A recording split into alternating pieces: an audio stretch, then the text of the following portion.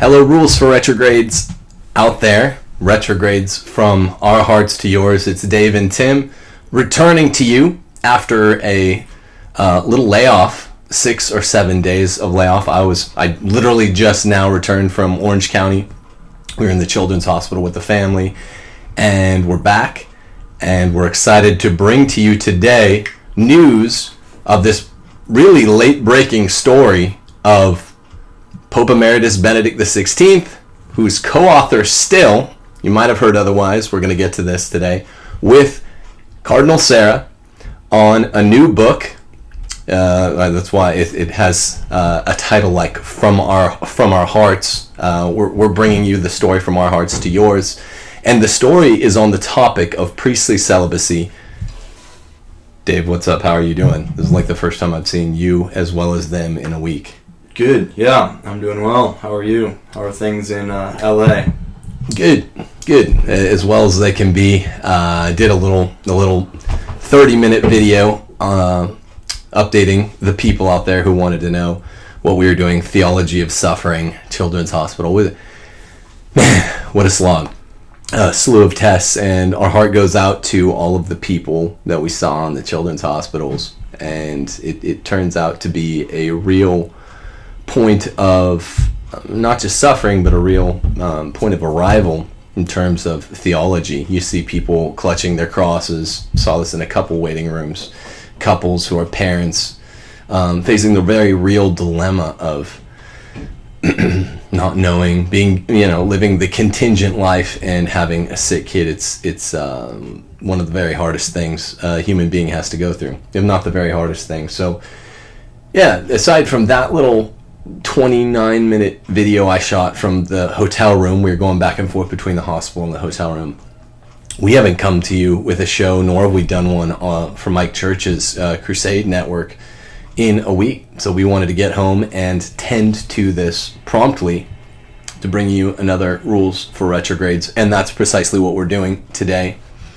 And it couldn't be more timely because Taylor, we don't often shadow each other's shows, Taylor and me and Dave here at Rules for Retrogrades, but we're going to do that a little bit because everyone's reporting on it. Steve Skojek did a little show.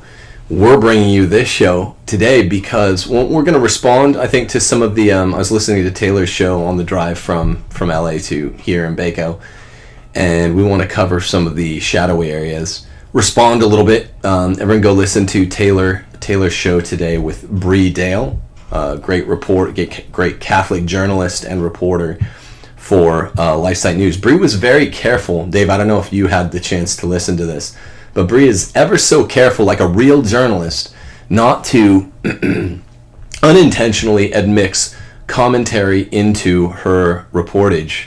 And that became a big part of the message on her show with Taylor today. I have a slightly different angle from Bree, but I certainly appreciate her excellent reporting. What we know on this, the precise chronology in terms of Benedict's name was on the book. We had Gorgeous George Gonswine claiming that Benedict wanted his name off. The next day, Cardinal Sarah, after releasing a whole load of documents showing that Benedict not only knew what the cover would look like, but he okayed the final manuscript.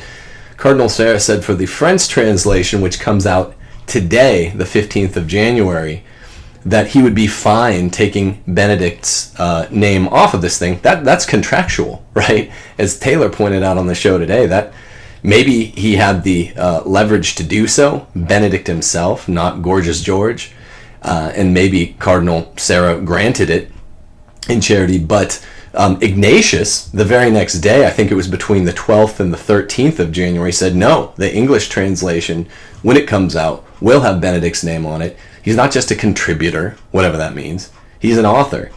And then there have been those like Austin Ivory that are taking pot shots at Cardinal Sarah. And there are those that are doing something in between a pot shot and not saying anything. So what the heck is going on?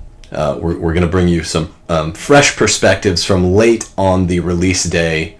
In France, it's 9 hours ahead today. What do you think, Dave?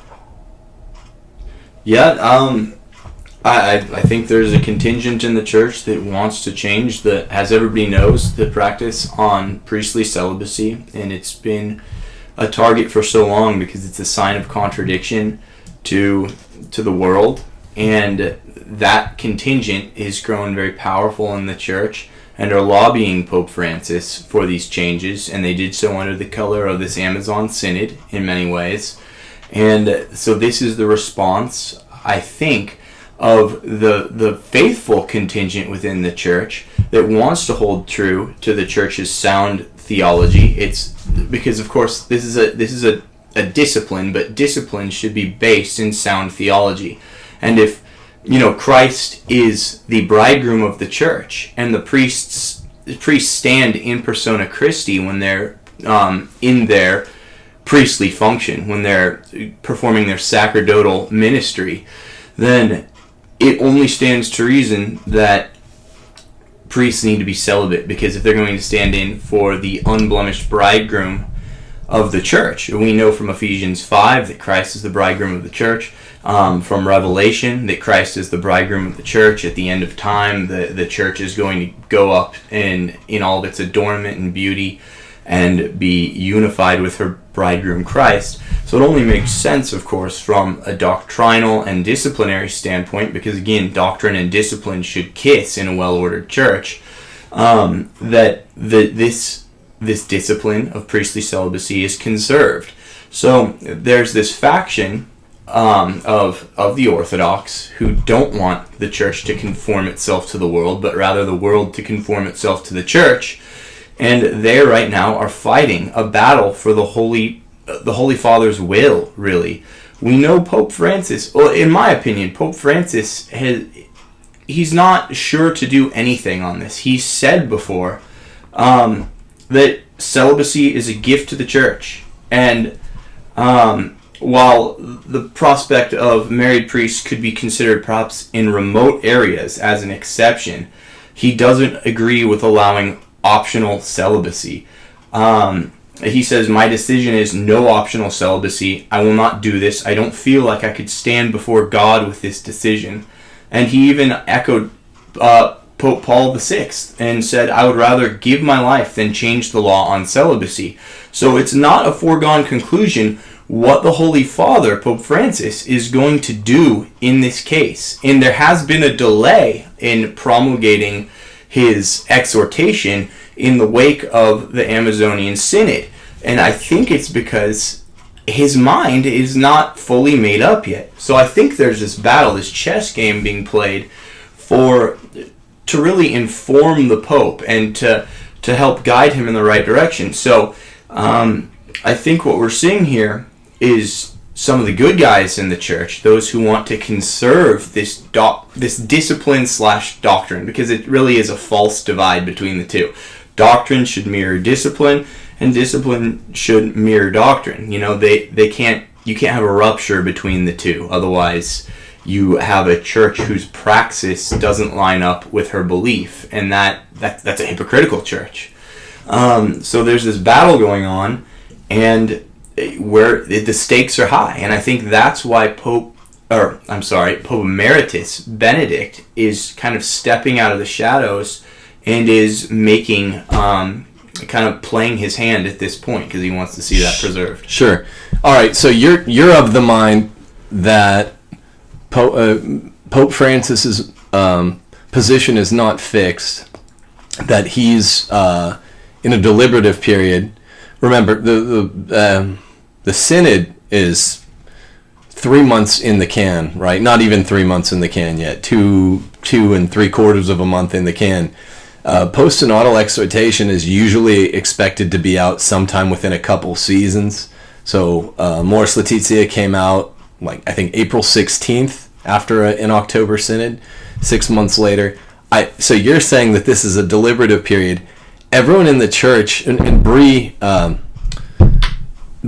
addressed this earlier, everyone in the church is of one point of view or another, that Pope Francis either has his mind fixed upon going ahead and doing it. I think a lot of theological conservatives in the church think that his mind is fixed on going for it. All of his best friends all of his confreres, all of his favorite people in, the German National Bishops' Conference, Cardinal Schönborn, who's not actually a German, he's just always with them, Cardinal Maradiaga, they all have wanted this. Cardinal Martini, this is one of his big goals, right? It was, and of course at the Amazon Synod where the majority held sway, all of those actors wanted it.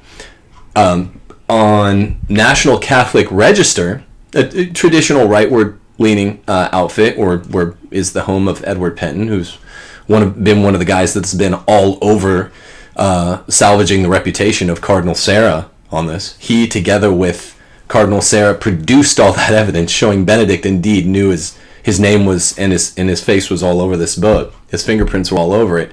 Penton always does great work. We all love him. But this was an article that came up 2 days ago on National Catholic Register.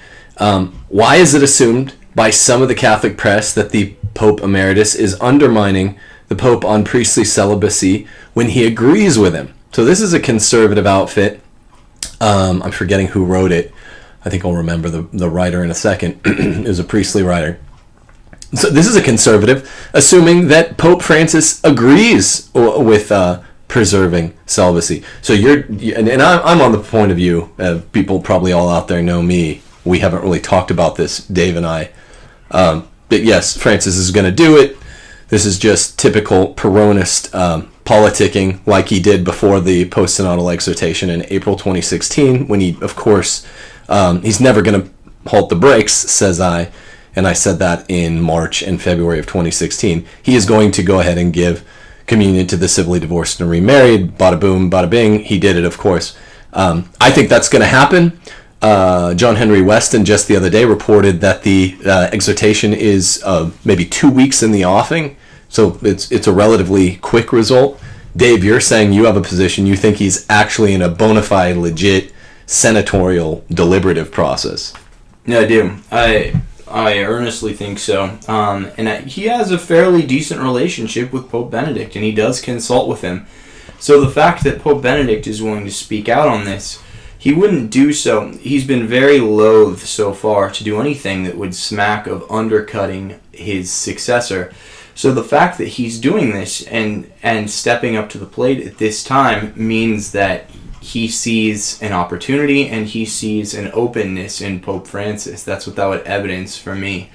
Does it follow that you think that Benedict would not write this book, co-author this book, if he thought it was going to preemptively contradict Pope Francis? No, I don't think he would. I think his MO, his modus operandi, thus far, for the entire stint of Pope Francis's pontificate, has been to be supportive and to not fan the flames of open divide within the church. So it would be very much a change of paradigm if that's what he were to do. And I think why this is a discipline, that even in the Eastern churches, we do have married priests. Now, the rules are different. It's not just they're married and they get to have fully normal relations with their wife and with the church. There are constraints placed on what they can and can't do. We won't get into that here. But, if their wife were to die, they can't remarry. And there's a whole bunch of rules that constrain this. Bishops can't marry, right. Things like that. Bishops can't 90% of the Eastern Rite priests say they think it's a bad idea, or their spouses. There's a lot of data that it's a bad idea. Well, right, so that's out there, but that's already existing within the Catholic Church. So this, in a lot of ways, is a smaller deal than, let's say, divorce and remarried Catholics receiving the Eucharist. I think it's smaller in terms of its actual damage to the church. Even in the Latin Rite, we've had married priests before. So this is a discipline that has changed. Now, as doctrine gets clearer, and as the church becomes more self-aware of her own deposit of faith, the discipline should more closely come to mirror the doctrine, right? So as the church ages and becomes out of her period of childhood and adolescence from the early church and the churches in the Middle Ages to the more, adult, fully formed church, I don't want to say fully formed, but more adult and fully self-aware church, her discipline should get to be to kiss with doctrine even more. And so this would be a step back, but it's not a drastic thing in the way that I think the communion for divorced and remarried Catholics is. And that being the case, if there were ever going to be a time where Pope Benedict were to break his silence and come and try and pump the brakes on the Francis pontificate, then it would have been earlier, not now. Yeah, but I mean, holding all other things equal, assuming that Pope Benedict has like all the right positions, 100% of them theologically, and he were judging these competing interests within the church perfectly, which I don't think he does or ever did, then yes, I get your point, right? Dave's point is communion for the civilly divorced and remarried is theologically a bigger deal, and the two synods, the Extraordinary Synod of October 2014 and the Ordinary Synod of October 2015 cross-fertilized the post-synodal exhortation of April 2016. And Pope Benedict, Emeritus, Ratzinger, Benedict, whatever you call him, he kept utterly silent. And there have been reports, private and public, that really he's fine with what's happened under this pontificate. There have been a sundry of reports to that effect. I get it. And this is theologically to return to the 8th century discipline, which was solidified as affirming priestly celibacy as the norm in the Roman rite of the church, would be odd, but it wouldn't be as destructive and as much of a poison pill as what Francis is doing here. So, but there's some contradiction there. It is simply in the idea that, we'll see if John Henry Weston is right, as reported by Bree Dale on Taylor's show today. Everyone go watch it. It was great. Then we're going to find out, in 2 or 3 weeks. So the exhortation will be out quicker than it took him to write that lengthy document, Amoris Laetitia, the joy of sex, or the joy of love, whatever it's called, whatever the translation is. This will be quicker because it's not going to be mid-April. We're looking at latest probably mid-February if the reports are correct. But we do know, right, using that as the model, Dave, we do know that there were all kinds of these claims, and I want to get to the politics of the church because Bree was on it today. And I want to present a perspective that's shared with hers but different. And I felt Taylor itching to say some of these things too. Taylor and I tend to agree on these, so maybe I'll be giving voice to something he wanted to develop earlier, but he hadn't the time for it because he also wanted to talk about Pachamama and the Amazon, right? Which we're not going to talk about. But if let's just talk about 2016. If Amoris Laetitia is the model, Cardinal Casper went on EWTN on Raymond Arroyo's show in July of 2016 and said, look, I'm out of favor. Sorry, July of 2015, right before the second synod, said, I'm out of favor with Francis. He's thrown me under the bus. He's with the theological conservatives, blah, blah, blah. And no one believed it. And it's Peronist tactics, disinformation. Bree was talking a lot about this in a different context today. And, of course, Amoris Laetitia did what? It gave the right to divorced and civilly remarried people to go do what everyone thought that he was going to do. Because the German Bishops' Conference is, you can tell, de facto, really his people.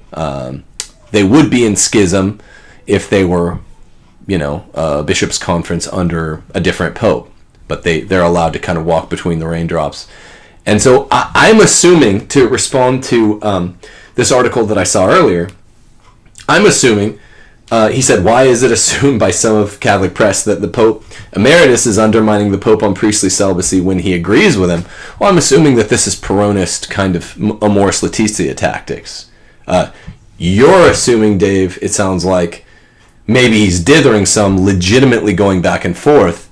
People on the other side, I guess, like the author of this article, they're actually assuming that no, Pope Francis full on agrees with Benedict, and he just hates everything that happened at the synod in October. Would it be? What are we to make of this? Yeah, I feel like the left in the church, the faction of bishops that leans left or strongly left, it's almost like when you're playing a game of Risk and you have the one player that isn't quite sure what they're going to do, and you've got the other kind of strong player that may be in a weak position and is kind of trying to use the dithering player to accomplish his goals by kind of talking him into making attacks and making moves that are going to benefit, the strong player who's in a weak position. And that's what I see happening here. Who's the strong player in your analogy? The progressive faction of bishops are trying to kind of steer the Pope towards what they want him to do. Got it. And because basically the Amazon Synod, it's particular to what's happening in the Amazon. Explicitly, it's not stuff that has to do with the rest of the church. It doesn't have to do with the politics of the rest of the church. It's supposed to be this localized look at problems that are plaguing the Amazon, which is why it's called the Amazon Synod, and it's about environmental conservation and the viri probati, and just things that are particular to this region. So it's not supposed to necessarily have ramifications for the church at large. Now, I think what's happening is perhaps the progressive bishops, not even perhaps, the progressive bishops are trying to use this as a Trojan horse, as they always do, to change the politics and the doctrine of the church at large. And progressives, as we talk about in our book, Rules for Retrogrades, they work through incrementalism. They can't just say, for the Latin Rite, we want to change the discipline of priestly celibacy. They'd be laughed out of town. So they have to do it dink-a-dunk. They have to do, we're going to do it in the Amazon, then we're going to do it in the sub-Saharan Africa, and then we're going to do it here and there. And then like communion in the hand. Right. That's exactly how it works. Started out in Belgium and France. Then slowly, the exception swallows the rule. So that's their method. I don't necessarily see Pope Francis as seeing this as a Trojan horse. I think, honestly, taking him at his word, I think he sees a problem in the Amazonian region. And there are... Let's say that I'm very conservative in my outlook. I think all of you know that.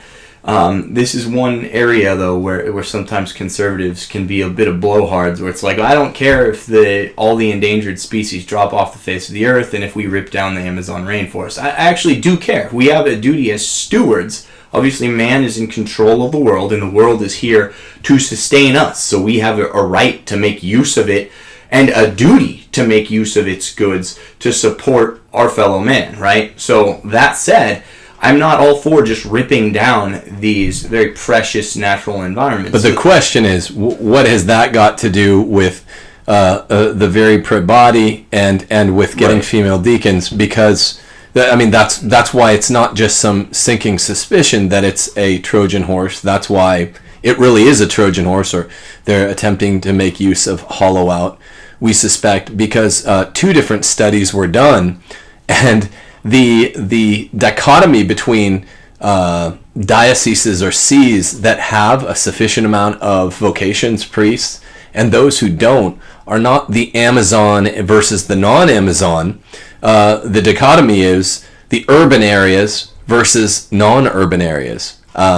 And when they did these studies, they found that the Amazon Synod had like the exact same ratio of between its urban areas and non-urban areas. It's absolutely typical in that way. Okay, so for whatever reason, though, maybe it's a misperception. If that's the case, I haven't seen those same numbers. But say that's the case, then we have what could be just an earnest misperception. And honestly, within the more remote areas of the Amazon rainforest and the Amazon in general, I've heard that it's difficult, and some people have to go like 3 months without communion. So taking them at their word that they were really concerned with this problem, this is something that's a very localized phenomenon. This is not something that can just be exported and extrapolated to the whole world, right? This is something that's localized. Now, what I see the progressive bishops doing is trying to eventually build upon this and export these changes to the universal church and to particularly the Latin Rite Church, which is really the target. But so there's a game being played here, and I really think taking Pope Francis at his word, which I think a lot in the conservative end of the church just think maybe Pope Francis is always lying or covering his steps, kind of like Darth Sidious, the Emperor, or something like that. I really don't. When he talks, I think part of the problem is that, and why he got himself into trouble at the beginning of his pontificate with a lot of conservative media, is he would speak off the cuff, and he would say things that he really believed that he might have spoken too quick, or misspoken, or spoken under a misapprehension of doctrine when he should have been taking a more reserved tack and looked into what he was going to say. But I don't think honesty has ever been, in my perception, in my view of Pope Francis, his problem. So I think we can take him at his word when he says, he would rather die than change the law on celibacy. Sure. But I mean, and we got to move along. I want to get to Bree's comments, but there's a lot of contradiction there, at least in his position, because, Amoris Laetitia, you said it yourself. That's a doctrinal. We still don't even know how to characterize how grievous, how serious a doctrinal breach that is. To what extent that is a heresy. And of course, you had all of the piss pot games happening between the Second Synod and 6 months later the release of the post-synodal apostolic exhortation. It's a mouthful. Right? Where, yes, I'm with this camp. Yes, I'm with this camp. Yes, I'm with this camp. I mean, there's that contradicts the idea that this is. I don't think you're putting it forward here. That it's conservative media cooking up some sort of bromide of wicked motives and imputing them to Pope Francis. Right? So I don't think. Aside from the fact that Bree didn't weigh in on what she really actually thinks, she did a very good job being, hey, I'm a news deliverer. She's talking to Taylor. She's like, you're more an analyst as a, theology professor.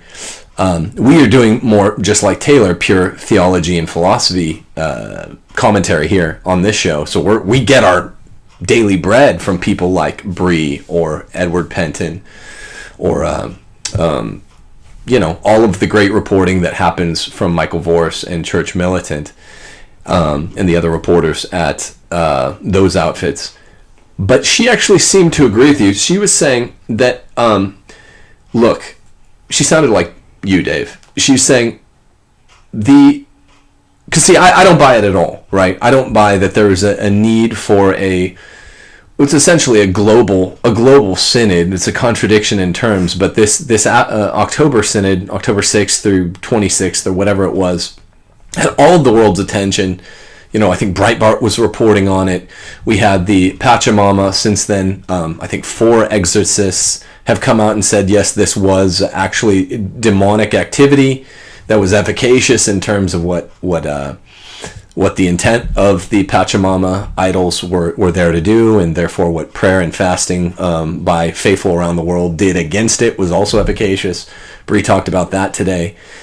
It was really bad. Remember, gorgeous George Conswine was there actually kind of taking part in the Pachamama thing.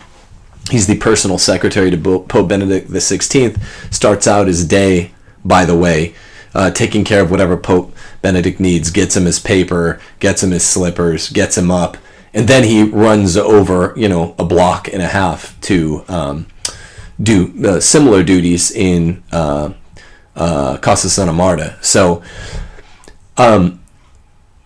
that all seems to contradict what I think the optimistic perspective is on this, that there's a real problem, in the Amazon rainforest or whatever, and because of it, there's a localized solution, which would be very pro-body, and it's an honest remedy to an honest malady. That would be what Bree is putting forward, and I'm saying, okay, I don't think that if it's a localized solution, I don't see the need for a synod at all, right? I don't. This is the kind of thing that South American bishops could, I guess, petition help from Pope Francis. By its nature now, the way synodality has been understood, no one can even get a definition from the Pope under this pontificate. But the way he's using synodality is actually a global kind of deliberative process for a local solution that will be implemented globally. So you kind of have this translation between the macroscopic and the microscopic. He's only used synods, by the way, to effectuate global solutions for the entire universal church. So, well, it's kind of begging the question, because this one seems to be very particularized to the Amazonian region. And the other thing is, not according to Bishop Krautler. He says, look, these are, and he was the one running the show there. He was saying, I've talked to the Pope. He says we're giving a new way for the church. This is the new church. All of the Cardinal Martini, St. Gallen Mafia nonsense. Well, that's them. Of course, that's the very, very progressive faction of the church, putting their spin on things to manipulate the news cycle, again, to manipulate, in my view, the Holy Father and his intellect and will. But there has always been in the church, the purpose of the College of Cardinals is not only to elect a new pope. A lot of people think that cardinals just are there to elect a pope, but they're actually there to advise the pope on things that are happening within, specific churches. That's one of the main functions of the cardinals. And people think, in terms of like the papacy, people think that it's like basically the mayor of a city, where he can just understand what's happening in the different neighborhoods. And it's much more expansive than that. It's a worldwide office, obviously. So even the president of the United States has all these advisors that have to point out to him where his attention should be.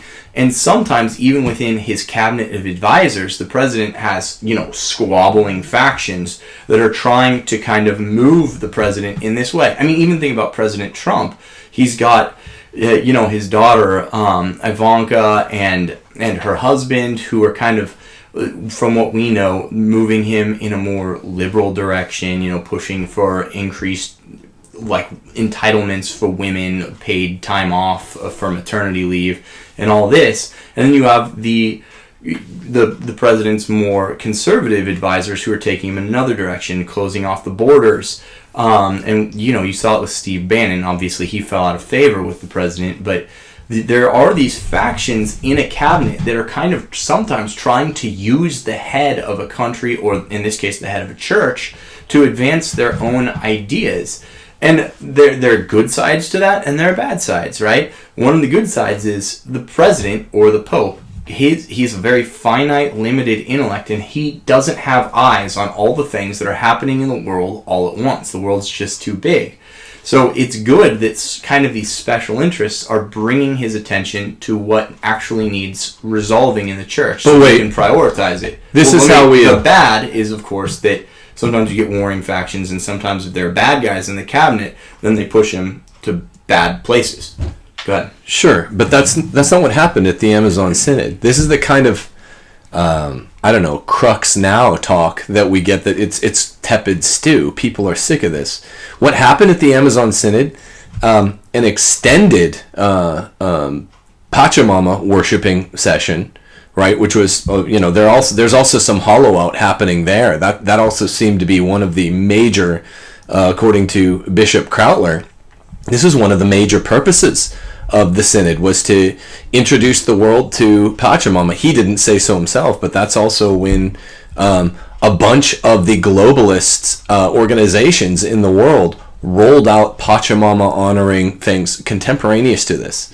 That this is not speculation, right? That's all that happened at the Synod, along with discussion of married priests. That we're on really reasonable, firm ground, terra firma, assuming that this is meant for the universal church. It's what happened with altar girls following, I believe, a synod. This is what happened with communion in the hand. This is what happened with, communion for the civilly divorced and remarried. It is hollow out. And this is what the Peronist tactics of this pontificate are therefore also the female diaconate.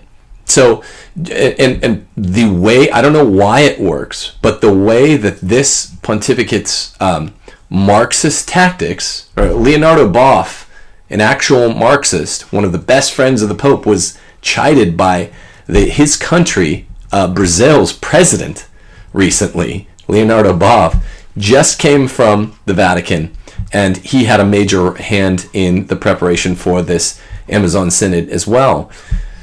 There's no special transmission of information, Dave, that's happening between, by going and having this ridiculous demonic synod where they worshipped this stupid-looking thing and talked about married priests. Let me jump. Obviously, well, I know, but you said it needed to is happen. Inexcusable. But you said it was a deliberative process, like special communication, a la the Senate to the presidency, right? There's a deliberate. There's nothing. That wasn't what was happening.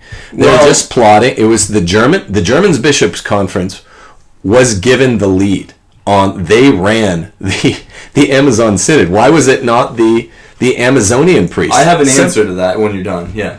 Well, okay, but the last thing is you said, well, that's the progressive wing of the church. Francis Bergoglio. I'm using his civilian's name because when he was just Archbishop Bergoglio, he is in the progressive wing of the church, right? Remember, this is Cardinal Martini, the leader of the progressives over the course of 2 decades. Said there's one guy for us, and he's a man from our ranks. It is this little-known Bergoglio that they tried to get into the pontificate in 2005. So we don't want to talk about him like he's some neutral party. Oh, we're politicizing the... he is with the Germans. The Germans gave us Pope Francis the first. I would have something to say about that. I'm definitely not sold on that. Pope Francis was an arch nemesis of the homosexual movement in his own time as bishop. He was very much disliked by progressives. I believe that was when he's still a supporter of Perón. This is when he had a great rise to power by kind of playing what was convenient. These are counter facts, and I think they weigh strongly in my analysis. So I have another. Yes, I agree that it's a matter of historical fact that there was St. Gallen Mafia, and there were many who were on the progressive end of the church that wanted Pope Francis in. So that's a fact. That's undeniable. I would say that the reason, this is my take on it, the reason they wanted him in is because, not necessarily because of his conclusions, but because of his method, which as he came in and began his pontificate, he was going to shake things up, right? And I believe that his method, and the reason he's kind of been in tight with the German bishops, or at least seemingly tight with the German bishops, is because his method is to allow for a robust discourse in the church, because he doesn't want to be tethered down by just the way things have always been done. He wants to shake things up. And so that means that he enters into dialogue he's open to entering into dialogue, which I believe he should not be doing. This is not, I'm obviously of a very orthodox bent. I'm a son of the church. I do whatever the church says. And there's a reason the conservative bishops aren't budging, and they're trying to conserve and preserve doctrine. Now, Pope Francis, when he dialogues with these bishops of what I see as bad will, these heterodox bishops, that's a very dangerous place to be. But he's, in a sense, using them to show him what are the spots in the church that could be open to licit change. And since he's using heterodox people to show him what's into licit, or what may licitly be changed and actually needs changing in the church, he kind of enters into dialogue with them, and then it falls on, like the Pope Benedicts of the world, to kind of rein him in, call him back. The Orthodox theologians, they need to call him back and rein him in. So I see his method of shaking things up and looking for what can licitly change.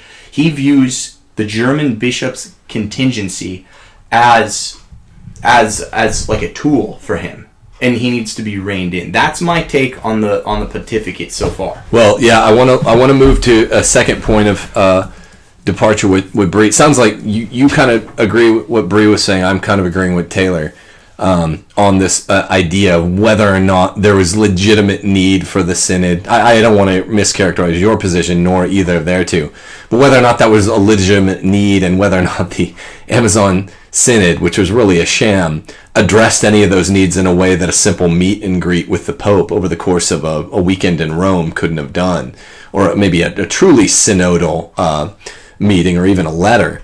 They did none of that, right? And this is strictly, this is priming the ground for change. I want to but before we move on to the second thing, I do want to, because you're saying that Cardinal Martini, everyone knew this guy. They even cover him in The Two Popes on the Netflix movie. They're a major character is Cardinal Carlo Martini, the Don of the St. Gallen Mafia, the one that was the understood leading progressive in the church, said this is National Catholic Reporter, which we don't often quote from here. Cardinal Carlo Maria Martini, Archbishop of Milan from 1979 to 2002, who died in August 2012, never saw the completion, the perfection of his dream in the Bergoglio pontificate, even though he tried hard in 2005, was among the church's cardinals the most visible critic of the pontificates of JP2 Benedict XVI. The Milan prelate was throughout his life a proponent for a deeply pastoral church. He was close friends of Cardinal Bernardine of Chicago, satanic Cardinal Bernardine of Chicago, another pastoral proponent, and Britain's Benedictine Cardinal Basil Hume, who was considered by many number 2 in power in the St. Gallen Mafia. Taylor and I did a show on just these 2 or 3 most important guys. They were both out of favor with the more authoritarian predecessors to Pope Francis. National Catholic Reporter, gotta love it. That wasn't a quote, that was just the piss poor writing there, an assessment. In an interview that appeared several weeks after Martini's death, he said our church is 300 years behind the times and failing to meet the needs of the people. These are ends that he cared about, not just means. Sure. I would contradict you, Dave. In an article that appeared in the Italian newspaper Corriere della Sera, October 11th, this is 2013, the author compares Martini's vision of church to the one Francis is attempting to build. The author writes, in the conclave of 2005, where Bergoglio wound up second in the voting, even though many of the cardinals said they didn't even know who he was. It's queer. Martini was the cardinal symbol of the failed opposition to the election of Joseph Ratzinger, and the votes of his supporters, together with others, converged at the time precisely on Bergoglio. Again, it was just a bizarre, strange thing. 8 years later, in March 2013, it was again the Martiniani who backed the election of Bergoglio as Pope, all of his people led by Basil Hume, this time with success. And today they're seeing come true in the first acts of Pope Francis what for Martini was only, quote, a dream. And this is the dense quote that me and Taylor were always using. I wanted to find it, happened to be in this short article. The dream of a church, quote, synodal. This was he's the one that made this a real term we use. Synodal, poor among the poor, inspired by the gospel of the Beatitudes, leaven and mustard seed. And this non-progressive Pope Francis added a synod to a beatitude to Jesus's Beatitudes. I would argue progressives, I think we even make a point quite specifically on point here in Rules for Retrogrades out in March. Dave, you and I, progressives, radicals are always about ends, not just means. I would count. Anyway, so this is subsumed into my theory, by the way. So what I would say is they're using Pope Francis, the Francis pontificate, to achieve their ends because they think through this synodal process, which he does embrace, because he does want a less centralized church. They're using the synodal process to kind of twist his arm and manipulate him to doing things favorable to him, to the progressives in the church that they're going to later make hay out of. So again, it's both using Pope Francis is using the more progressive bishops to kind of steer him in a direction where he thinks he can rein them in and do illicit change to the church. And they're using him for his method. Absolutely zero evidence of manipulation. I mean, that might be cozy. That might be more comfortable for you. And it would be for me if I believed it. It would be either way. It might be more comfortable to conceive of a pontiff that is, anytime he does something wicked, which there's several instances of. You yourself just called Amoris Laetitia far more theologically wicked than even if we got the very pro body that you don't think he's going to give us in 2 weeks in the next exhortation. But that's wicked. There's no evidence of manipulation, right? I mean, people say this in defense of John Paul II. There's some evidence, at least. I'm not sure I buy it. I'm not sure where I am on John Paul II's pontificate, but at least he had it's at least in the sense of evidence of absence. He did have a neurologically debilitating disease. Where is there a shred of evidence that Pope Francis is being manipulated in the sense that, there's none. There's no evidence for that whatsoever. He's the head honcho. Well, he's just a Jesuit without a PhD. So he's not necessarily, which is rare, by the way. He's not necessarily the biggest, we've been kind of spoiled with a theology pope and a philosophy pope. No, it's a scholarly order, so it's normal among the Jesuits to have a PhD. To have a non-PhD Jesuit is a bit of an outlier. So to have him as like I said, the last two popes, we've had a philosopher and a theologian, and to kind of come into Pope Francis, who is more off the cuff, I think that he just needs to kind of, in a way, bone up on some of the nuances of theology, and that's why he is kind of more a target for this tug of war in the church. Well, not having a PhD, a hard evidence, and it doesn't have to be a CIA document. There's no one in National Catholic Reporter or National Catholic Register from end to end, left to right in the church.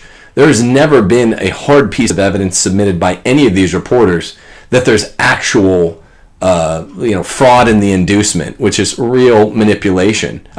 All leaders, worldly and otherworldly, the Pope happens to be both, will be petitioned, but that's not manipulate. No, come on, right. He's the head honcho, whether or not he has a PhD. No, I didn't mean fraud in the inducement. I just meant that through, like the risk analogy, how you're not like defrauding someone into, if they're trying to go for North America, into like attacking, Africa or something like that, so it helps your interests.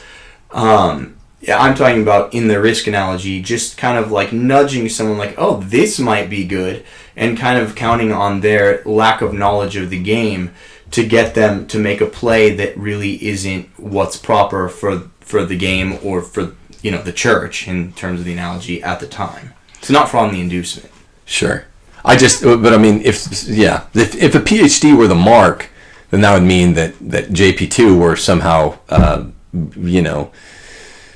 invulnerable to the kinds of attacks or whatever fraudulent kind of manipulations that kind of neocons in the church, George Weigel types, have defended all of his many bad decisions as an administrator.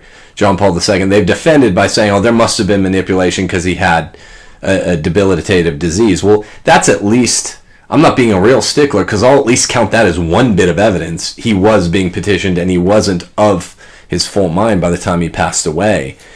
Whatever the case, he had a PhD. Pope Francis doesn't, but Pope Francis is, younger and sprier and doesn't have a debilitating disease. I think it becomes a cop-out, again, something of tepid stew to any time a pope makes a bad decision, say, oh, he was manipulated. And that's what it is. Francis Bergoglio was strongly in that faction. He was their boy for a reason, and we're seeing it. Partly because, and I forgot to mention this earlier, partly because of, I think, a commitment to synodality, which the progressive bishops knew they could make hay out of. If you're going to incrementally subvert the church, which, again, I'm people on kind of the fringes, or I think more people might be coming around to it now, but are putting Pope Francis in this camp, and I don't at this point.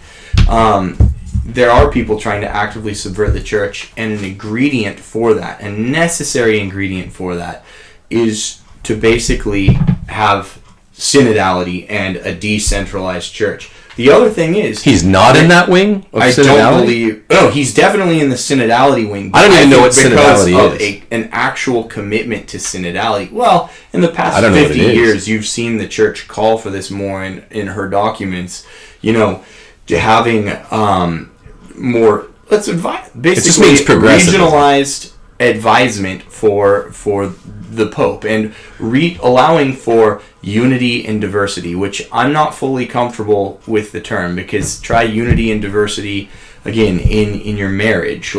We disagree on a lot of these important points, but we're stronger for it. I'm not sure that works, and it's the same with the church. I think that praxis, since it is derived from doctrine, there should be more universality in praxis, because there is a praxis, and whether it's liturgical or just devotional, that more closely reflects truth. So if we can get the closest to the truth, it would be just great if we could have a universal praxis that most closely adhered to the truth. So I'm not sure I like the whole notion of the unity and diversity, but this has been a call in the church that precedes Pope Francis by decades. Sure, it goes, as far as I know, it goes back as far as the older members of the St. Gallen Mafia. Of course, Francis's entire pontificate, I learned in the chapters I read from Dictator Pope, amazing facts, which really changed everything, solidified things that were mere speculation before, is he's the most authoritarian pope in recent memory. So if synodality is supposed to mean some sort of egalitarian, whatever you'd call it, democratization of the papacy, he stood for the exact opposite, right? After he caught Cardinal Burke sending his book into the 2014 synod, he passed out with rage. His authoritarian temperament is now famous, and they say Michael Voris regularly reports there's a climate of fear and even wiretapping in the Vatican. So synodality definitely doesn't mean decentralization. It definitely doesn't mean, and when they asked Pope Benedict XVI, as emeritus pope, what it meant, he didn't know either. No one knows. All it seems to mean is, in Cardinal Martini's words, I don't have the website up, to bring the church forward 300 years. That means to bring it into a kind of,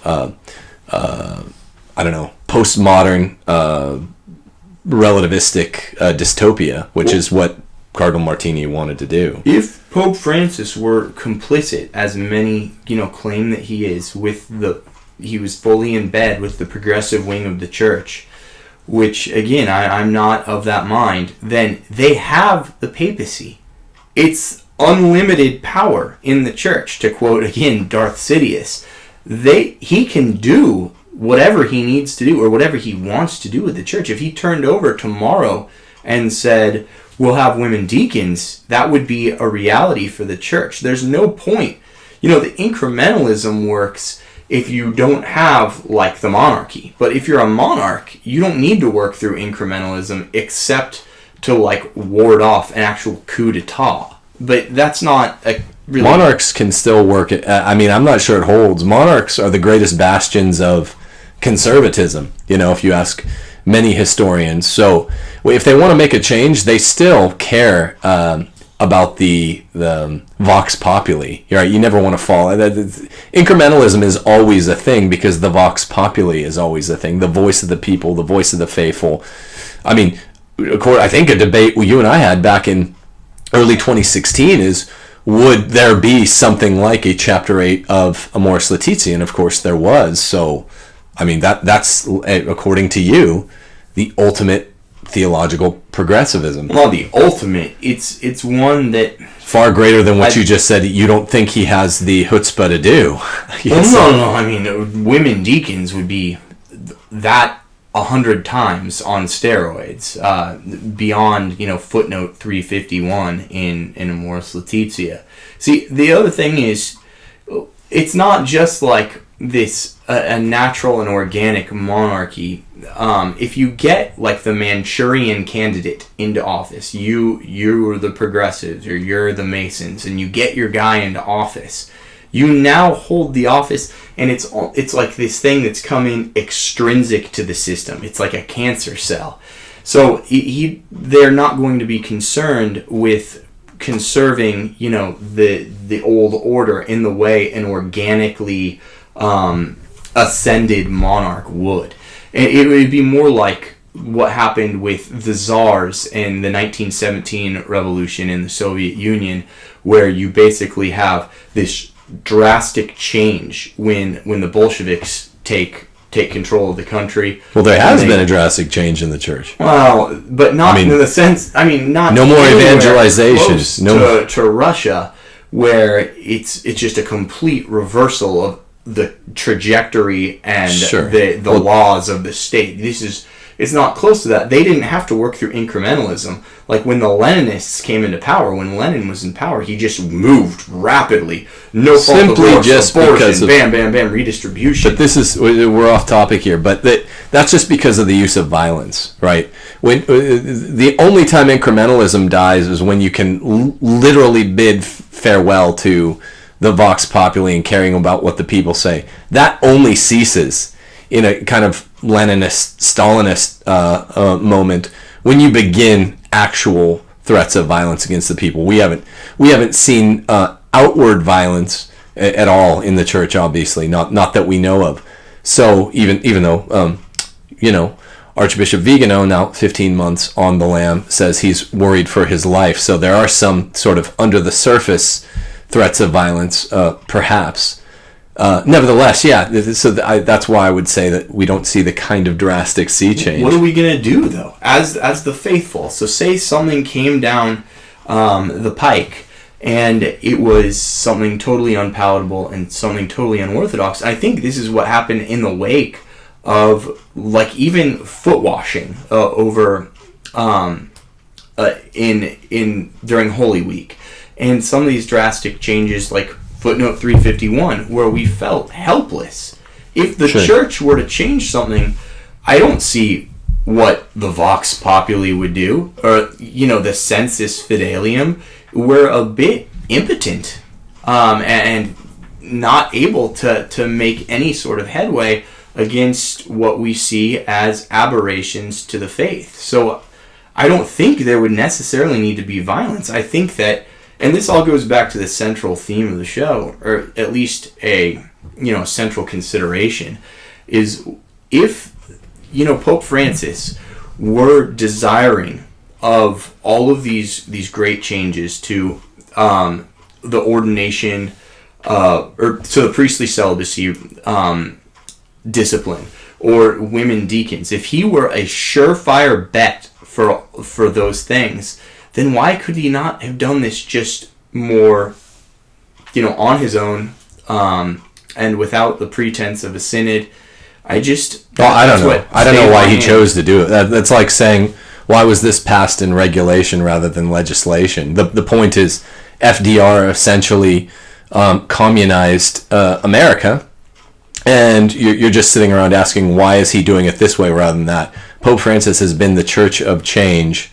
He's changed the church tremendously, and the changes are just underway. This is actually point of departure I had with Miss Dale's analysis on Taylor's show. Again, I'm not sure where you are on this, but she was saying, she's giving great analysis. I just disagree, and it sounded a little bit like Taylor disagreed. She said there needs to be a unifying effort. It was kind of I think a reasonable critique she was leveling against Cardinal Sarah and Pope Benedict Emeritus going in guns blazing without unifying their effort. She said, what if we had 10 more cardinals that worked with them, and why do we just keep going? And she said, she was even saying it about herself, why do we as reporters just keep going for interviews with the conservative usual suspects when we want to oppose theological liberalism? Why not get someone from the other side, and why not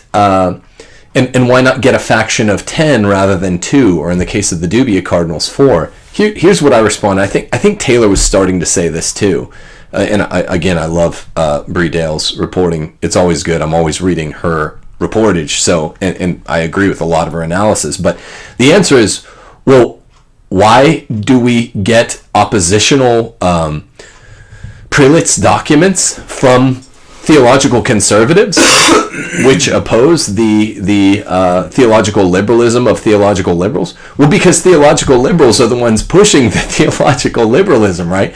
I would love it if Cardinal Marx or whoever, the dawn of theological liberalism, Cardinal Schönborn, any of these guys, I would love it if they converted and joined the Roman Catholic faithful on positions of orthodoxy, of course, and we'd go for them, but they can't be tapped for that kind of analysis. They're the ones that wanted to bring the church up to date 300 years. Also, because, like you said, they hold St. Peter's. It doesn't matter whether you have a faction of 10 versus 2. She was likening charging in to like Colonel Mustard, or not Colonel Mustard. We've been playing Clue lately? Actually, a lot of Clue. Miss Scarlet in the ballroom with the hammer, the wrench, or whatever. What's his name? I'm forgetting his name. But Colonel Muster. Is it Muster? His last stand. Mr. Green. Whatever his name is. Unilateral effort taken by general in the Civil War. Who am I thinking of? People on the comm box. It's not related to Clue at all. It doesn't work. She says, well, that would be great to build factions, and it would be great if we could get right-minded people from all across the political spectrum, but what are we supposed to do with it? There are only 4 or sometimes 5, sometimes 6. Sarah hasn't really ever joined formally the Dubia squad. Only 2 remain of the 4. Custer? Custer's last stand. Custer. Yeah, there it is. Custard. General Custer. Yes, at the Civil War. It rhymes with it. Colonel Mustard, General Custer.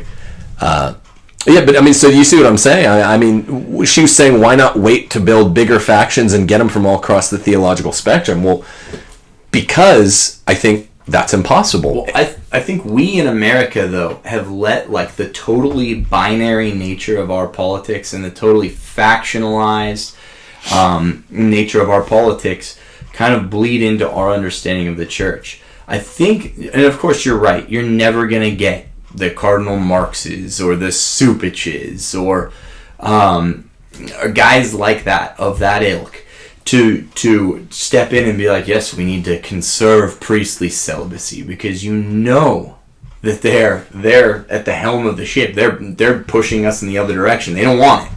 But there are bishops and cardinals of a progressive bent that do not, because they feel constrained by doctrine, and they, even if they might be progressive in their impulses and in their natural proclivities, they feel stayed by the doctrine of the church, and they might be progressive, but they're not all arch progressives that don't worry about their judgment before God. I think some of them do understand that they will be judged harshly from God if they act as unfaithful stewards. Like who? So I do think... Give me a name. I can't come up with a name right now, but there certainly these exist. Even the Archbishop of Washington, D.C., who stepped down... Worrell. He was very, very strong on some points of doctrine that you wouldn't have guessed. Like he said he'd rather shut down Catholic adoption agencies than adopt kids out to homosexual parents. So just because people are liberal and are compromised in some areas, when you're dealing with the church, all areas. No, it's sui generis when you're dealing with the church, because a lot of these bishops know that they're going to stand judged before God, and they fear their judgment, even if they are by nature kind of squishy and progressive. Cardinal Worrell's completely corrupt, though. He doesn't fear his judgment. I understand. I'm just saying it's not as simple as being like Democrat, Republican. There's not going to be crossover under the lens of American politics. It's a different dynamic at work within the church. But that's so not the point unique is well taken. I think they could have reached out. But these are the 2 most powerful guys in the church right now, aside from Pope Francis. I think arguably. Or who? Cardinal Sarah and Pope Benedict. I don't agree. Pope Emeritus Benedict. Cardinal Maradiaga is understood as, if there's a manipulator of Pope Francis, he's understood as the guy. Cardinal Sarah it's well understood, according to Ed Penton, that he only stayed in charge of the Congregation of Divine Worship as its prefect because everyone else had been cleaned out of all the dicasteries, right? And he's so silent. He wrote the book on silence and has said virtually nothing. Literally. Yeah, literally. He said nothing over the last 2 years. He's appeared tepid or frightened to join with the Dubia Cardinals, even though it's well understood that that's his theological position.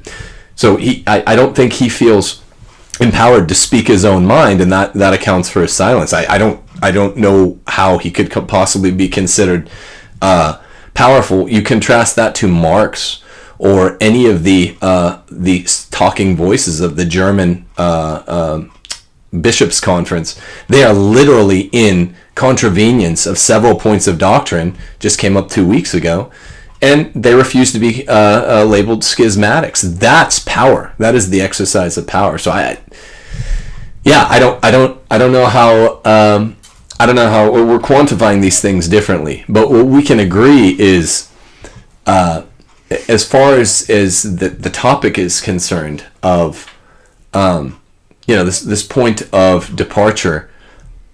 Again, it sounds like you agree with Ms. Dale, and I think there are some reasons to do so. I just don't think that.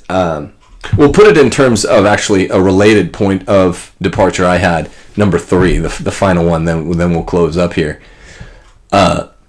This is heavily related. Does a document or a book written by a prelate, like Cardinal Sarah and the Emeritus Pope, according to Ignatius, they're not taking his name or his face off the book, does it need to, in every case, be a standalone book? And this is the term Bree kept using on Taylor's show today.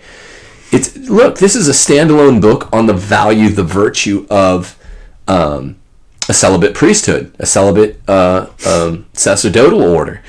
And she was kind of saying, this is why I said there's a connection between 2 and 3 here. This is kind of an American way of looking at it. Again, I'm not trying to misconstrue what she said, but it's kind of an American dialectical way of looking at it, to say that Sarah and Ratzinger wrote this book in order to counter like a political coup or a political, whatever you want to call it, a power move.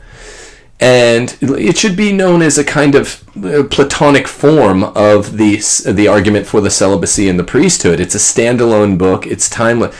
You see, I think that's, I typify that as an overreaction. I don't see dialectical approaches to issues that are bandied about as uniquely American, right? I mean, this is Platonic in the sense that it makes sense to have like 2 parties, right? Because you generally, because of the nature of truth, the principle of non-contradiction being what it is, it's a dialectical process to deal with something. There's give and take. There's yin and yang. That's a pretty gay analogy. But the point is, it makes sense for there to be 2 sides to every story, 2 sides to every coin, whatever.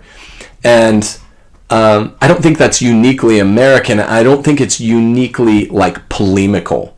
What do you think? I think it's perfectly valid to say, yes, Cardinal Sarah, Cardinal Ratzinger, Emeritus Pope, wrote this book together to counter the idea. It's the mainstream sort of conservative story. I guess I'm just putting in a plug for the mainstream conservative story. They wrote this to get it in before 2 or 3 weeks' time, when the exhortation will come out, verifying, validating, vindicating the idea of viri probati, and it's showing beforehand, before they're in formal contravenience of something a pope does as a lower magisterial document. And yes, they probably wouldn't have published it without the Shamazonian Synod and without the post-synodal exhortation. What do you say? Well, yeah, I think that this is definitely excuse me. Yeah, guys, excuse me. I'm coming off of a long bout of illness with terminal bronchitis and, as you know, mono back in the day, which weakened me. So not terminal. Sorry for you're alive. Yeah, I was joking. Yeah. Oh. Just because it was a horrible, horrible disease. Yeah. But so I'm sorry for my hoarseness and my coughing throughout the show. Yes, I see this very much as a play by those wishing to preserve the doctrine of, or the discipline of priestly celibacy within the larger church, because I think Pope Emeritus Benedict, and Cardinal Sarah see the power struggle, the power dynamics at play right now within the church. They see the progressive faction for what it's trying to do, which is trying to use the Amazon Synod as a Trojan horse to incrementally change the doctrine in the larger church, the crown jewel really being the Latin Rite. I think they're trying to go after. I believe still to this day that Pope Francis really sees the Amazon Synod as things being constrained to the Amazon, and new things can come to light that could change my mind on that. But I do believe he sees a legitimate need, whether for better or for worse, right or wrong. I think he sees a legitimate need for certain, for attention to be paid to the Amazon. So I think for him right now, Viri Probati is something that would be confined to the Amazon region, but you agree on this one of three points. It sounds like you agreed with probably Bree Dale on the first two points of departure I took. On this one as to whether or not Sarah and Benedict, whatever you call them together, wrote this book as a kind of as a kind of specific, call it ideological reply to a predicted outcome of the synod, which it will gain its scriptural form in a couple of weeks here, in published form. I don't think they were. Bree was kind of saying, "Oh, this may be a book that was pulled from a couple of their talks and speeches over the last 5 years. This has, little or maybe not nothing, but little to do with the Amazonian Synod. It's a standalone book that they probably would have published anyway." That's absurd. That's asinine. Come on. The timing is remarkable. I don't want to mischaracterize her, but okay. So I pulled three things. I'm like, I agree with everything Taylor's saying. I agree with most of the stuff Bree is saying. No, is that what you were asking? That's what I was asking. I was saying that is absolutely asinine. If you think that I hope I'm not mischaracterizing to publication in this intervening time period before the exhortation and after the synod, then you're just delirious. That's not right. I don't want to sling mud or whatever, but that's what I heard her saying. Taylor just released this earlier today, and I felt Taylor pulling back some. Where was it? Yeah, my notes, I was taking them in the car as I drove from LA to Baco on the way here.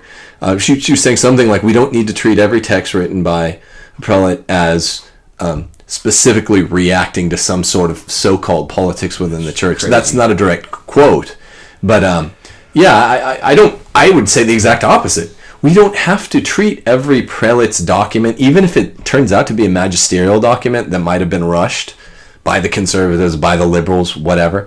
We don't have to treat it as pure Platonic form, right? The church is hard. It's both material and formal. It's man and it's divine in its nature. It's designed to, like a congressional subcommittee, respond to concrete particular needs. The concrete particular need that allegedly the Amazonian Synod was erected as against, I think was a sham, what we call a Shamazonian Synod. And I think, and it sounds like you agree with me on this one of three, that Benedict and Sarah are responding to the concrete particular prefigured anticipated need, which will arise in roughly, by my count, 2 or 3 weeks. By John Henry Weston's count, 2 or 3 weeks. I hope I'm not mischaracterizing Bree, because I like her a lot, and I usually agree with her, but that's what it sounded like she was saying, and I'm like, come on, that's why they're rushing it. No, how many times have you seen Pope Emeritus Benedict break his silence during this pontificate? The timing is just phenomenal. That's not what's happening here, as sure as I'm alive. I do want to say, though, I think there's something worth saying. Where everybody in the world, it seems like in conservative Catholic media or Orthodox Catholic media, are taking for granted that it's necessarily a really bad thing if there were to be allowed Viri Probati in this particularized region, assuming the fact that people couldn't get the Eucharist but once every 3 months. I don't necessarily think it's a bad thing. Just like we already have married Catholic priests in the Eastern rites of the Church. I don't see it. If it were going to be like an Amazonian rite, it's not necessarily evil.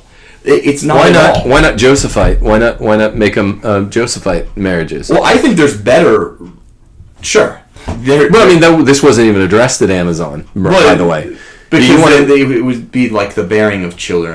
I mean, not to get into the weeds of the culture and what the culture thinks and whether you should just kind of overturn some of these remnants of pagan indigenous culture anyway. I think there are better ways to go about this than creating this married priesthood in this isolated area for, like, say, an Amazonian rite. I think what Chris Plante said on the show was actually probably the best way. How about turn it over to the youth of the West, the youth of the church, and be like, look, we need more priests in this region. Who's going to volunteer? And do a call to arms, like Crusades style call to arms. Like, which of you young men is going to sacrifice your lives, your fortune, and your sacred honor? You're not sacrifice your sacred honor, but like bind together your sacred honor to go down and evangelize this region and minister to this region. I think that's the best. But say that this is not, if there is a legitimate need there, and this is a question of fact, not law, is there a legitimate need in this region, or has Pope Francis kind of been led astray or like led askance by people who are seeking to use this as a Trojan horse to liberalize the Latin rite? But if there is a legitimate need down there, it's not the end of the world if we are to allow, in an Amazonian rite, in this limited capacity, married priests, which already exists in the Eastern Rite. I disagree. I think it's the end of the world. You're optimistic today, but that's topic for another show. Yeah, you're far more optimistic on a lot of these issues than I am. But like I said, it's not how I would handle the situation. I'm just saying I don't think it belied or necessarily all these outs like theological corruption. Well, no one's ever accused me of being an There's a rule for retrogrades in our book, right? That's like, if you're an optimist, there's no place for you in the retrograde camp. Well, you know me. I'm not an optimist. I try to be a realist, but I'm sound optimistic today. I pray for the Pope, guys. We need to pray for the Pope, and I think everybody needs to write the Pope of the faithful, and this is something I've resolved to do myself. I think we need to write the Pope in good faith. And ask him, like, please, we feel marginalized in this pontificate, and we love you. People have written to the Pope saying that. There have been like 4 different filial appeals. He ignores all of them. Sure, I mean, even of the faithful, not the demotes the good prelates. Calls people that have big families like me or you names. Says we're coprophiliacs and coprophagia. I mean, we're all sick of it. I'm sick of it. You sound more optimistic. People have been praying for this Pope for almost 6 years and 11 months. Continue, by all means. People continue to do so, but that doesn't mean you're going to get what you want. No, it doesn't mean he's going to convert. It doesn't necessarily mean he's going to change. But I think if and this is what I'm going to do. I'm not asking people to do anything that I myself am not going to do. I think writing a letter showing him, we love you, Holy Father, but we ask you to take into consideration us, the Orthodox faithful who feel marginalized, whether on purpose or not. We feel marginalized for certain segments of this pontificate. And, as good as you've been about reaching out to other people who perhaps are at odds with the faith, like, you owe us an even greater duty as our shepherd to be at one with us and to show us, fatherly love and respect. So he doesn't like that. You're rigid if you do that. He doesn't like you. The other people, it doesn't matter where you are theologically. Well, it does matter where you are theologically. Okay. He likes the people that are against the church. He doesn't like the rigids, which is why he calls them names, and he doesn't which is why he censures the faithful and he embraces the unfaithful, which is why he calls names to the faithful as rigids and worse than coprophiliacs. That's really gross. The rigid hurts my feelings. Like, it hurts, right? When the Holy Father calls I'm just trying to live a good life. I'm just trying to assess it. Yeah, it doesn't hurt me. But I'm just saying it tells us something about it. Sticks and stones will break my bones, right? I don't care if he calls me a name. I'm just saying it says more about him than it does about me. But look, this is a topic for another day. We're out of time. I was just closing by saying I came back, haven't seen you in a week. You find you optimistic.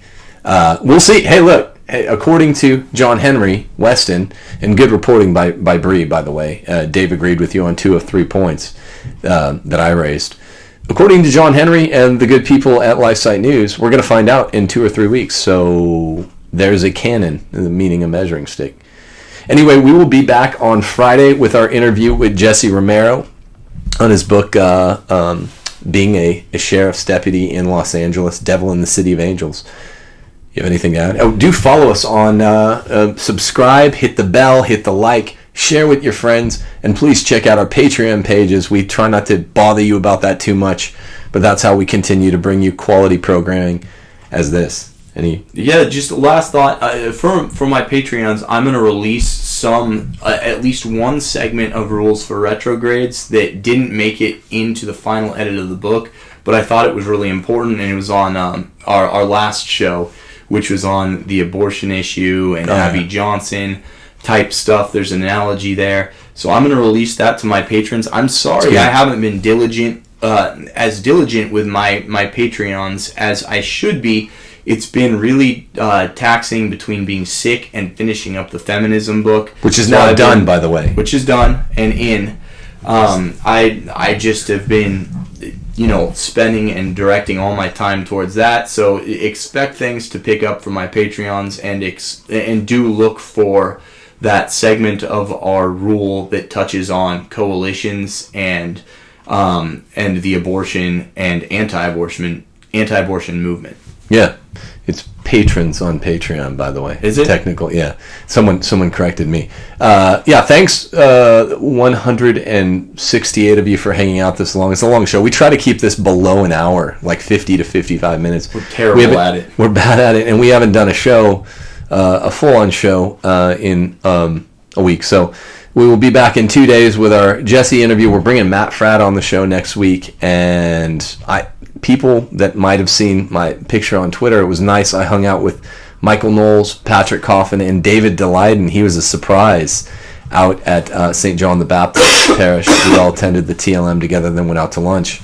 That was really neat. I hope to bring Delyden on the week after next. And we're going to bring back Chris Plants for a show in the next couple days anyway, half a week or week or so. So everyone, please do follow us. Thank you for all the prayers from my family when I was on leave there, away from my main job in this. I appreciate the prayers on behalf of my daughter and my family. You guys have a great day, and we will see you soon. Ooh, yeah. Bye-bye.